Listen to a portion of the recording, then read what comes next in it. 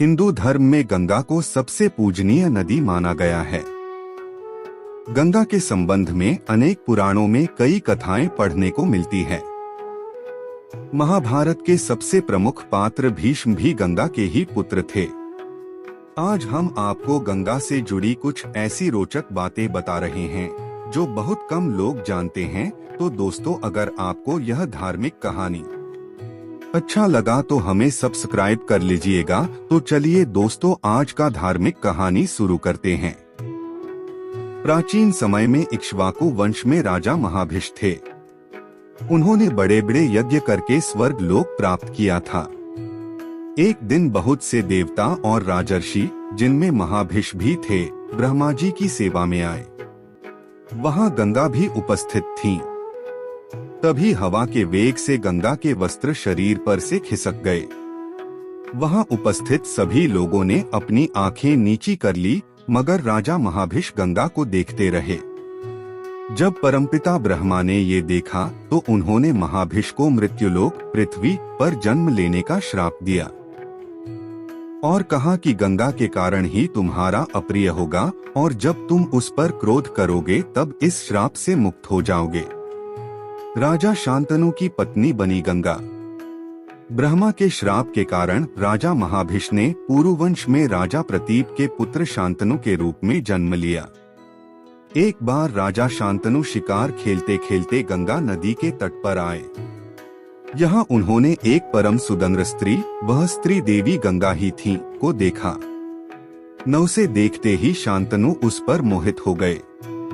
शांतनु ने उससे प्रणय निवेदन किया। उस स्त्री ने कहा कि मुझे आपकी रानी बनना स्वीकार है, लेकिन मैं तब तक ही आपके साथ रहूंगी जब तक आप मुझे किसी बात के लिए रोकेंगे नहीं मुझसे कोई प्रश्न पूछेंगे। ऐसा होने पर मैं तुरंत आपको छोड़कर चली जाऊंगी। राजा शांतनु ने उस सुंदर स्त्री का बात मान ली और उससे विवाह कर लिया। इस तरह गंगा ने किया राजा शांतनु का अप्रिय। विवाह के बाद राजा शांतनु उस सुंदर स्त्री के साथ सुखपूर्वक रहने लगे।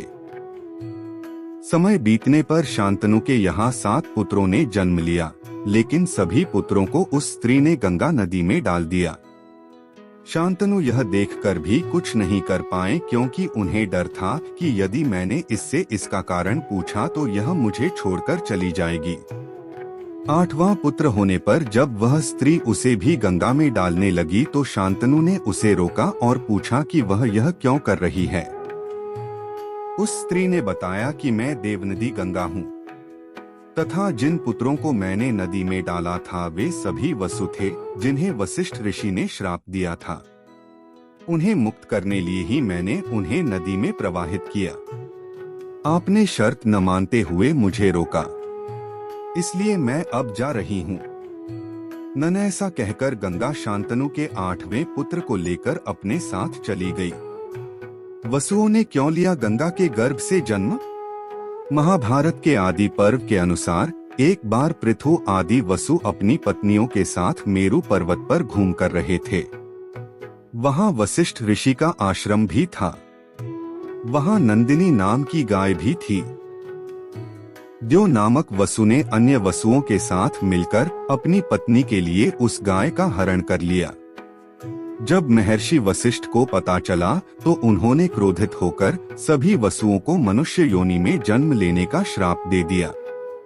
वसुओं द्वारा क्षमा मांगने पर ऋषि ने कहा कि तुम सभी वसुओं को तो शीघ्र ही मनुष्य योनि से मुक्ति मिल जाएगी, लेकिन इस द्यो नामक वसु को अपने कर्म भोगने के लिए बहुत दिनों तक पृथ्वी लोक में रहना पड़ेगा।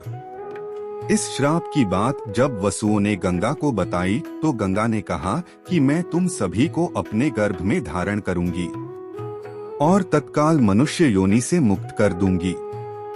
गंगा ने ऐसा ही किया। वशिष्ठ ऋषि के श्राप के कारण भीष्म को पृथ्वी पर रहकर दुख भोगने पड़े। भीष्म को दिलाई श्रेष्ठ शिक्षा। गंगा जब शांतनु के 8वें पुत्र को साथ लेकर चली गई तो वे बहुत उदास रहने लगे। इस तरह थोड़ा और समय बीता। शांतनु एक दिन गंगा नदी के तट पर घूम रहे थे। वहां उन्होंने देखा कि गंगा में बहुत थोड़ा जल रह गया है और वह भी प्रवाहित नहीं हो रहा है। इस रहस्य का पता लगाने जब शांतनु आगे गए तो उन्होंने देखा कि एक सुंदर व दिव्य युवक अस्त्रों का अभ्यास कर रहा है और उसने अपने बाणों के प्रभाव से गंगा की धारा रोक दी है। यह दृश्य देखकर शांतनु को बड़ा आश्चर्य हुआ।